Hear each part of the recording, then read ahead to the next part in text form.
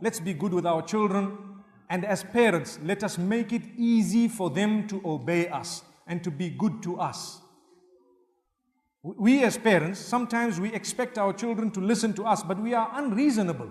You know, sometimes the issue of marriage, for example, comes about, and we are so unreasonable with our sons and daughters.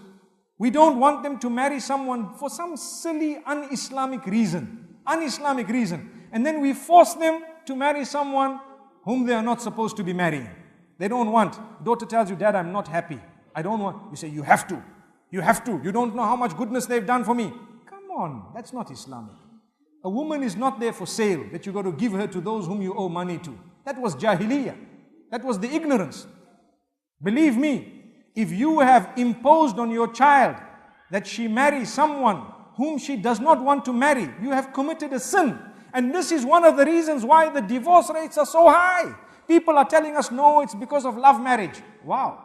Yes, we do agree that sometimes people do not know how to get married, but you as a parent, why did you not guide them from a young age of 8 and 9 as to how to choose a spouse, so that the day they grew older, they could choose correctly? Now that they are old and they've made a choice and you stayed out of their lives, who is to blame that they've made a choice and they are fighting you for it? It's you to blame. You were too far away from them. You might have been trying to earn the millions and the billions, not realizing that 1 billion alone is enough for having spent time with your own children.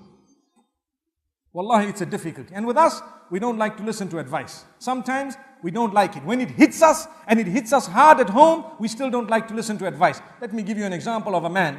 An example of a man, and this example is only to draw the attention of ourselves.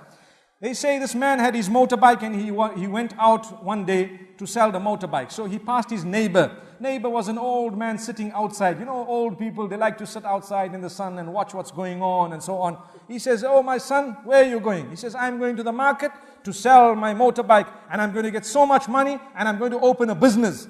He said, son, say inshallah. Son says, for what? I'm going. Oh, did you hear that?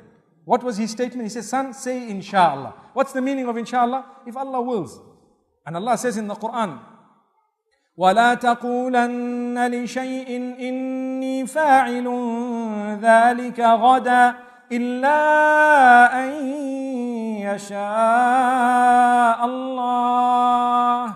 Surah Al-Kahf has a beautiful statement. Do not say that you are going to do something tomorrow or in the future, whether it is near future or afterwards, without saying that if Allah wills, without hanging it to the will of Allah subhanahu wa ta'ala. So the old man says, say inshallah. He says, for what? I'm going. He didn't say it, and he went.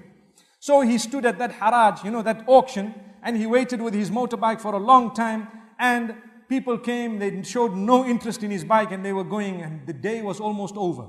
Near the end of the day, one man comes and says, how much are you selling your bike for? He says his price. He says, okay, can I take it for a ride? He says, yes. He jumped on it, he went. He didn't come back. He didn't come back. This man waited, evening came, nightfall came, midnight came, nobody came back. The whole auction closed. They told him, what are you doing? I'm waiting, the man is going to come with my bike. He waited. Following day in the morning, he started walking back home. He had to walk. No money, no bike. Now when he walks back home, old man is sitting outside there, and he says, my son, you got your money? You know what he said? Inshallah, I took my motorbike. Inshallah, I waited at the haraj. Inshallah, a man came. Inshallah, he took my bike. Inshallah, I gave him a price. Inshallah, he rode it. Inshallah, he did not come back. Inshallah, I'm walking here. Inshallah, I passed. He said, hey, what's wrong? What's wrong? He says, I regret. Inshallah is the word I should have said. He said, son, too late. When we told you to say it once, you didn't. Now you can say it 1,000,000 times, it's not going to help you. How? May Allah subhanahu wa ta'ala grant us goodness.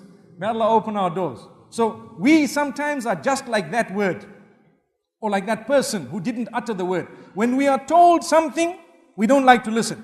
When it comes back to haunt us, we say, oh no, this should have happened, and now we have a big mouth. May Allah subhanahu wa ta'ala bless us all.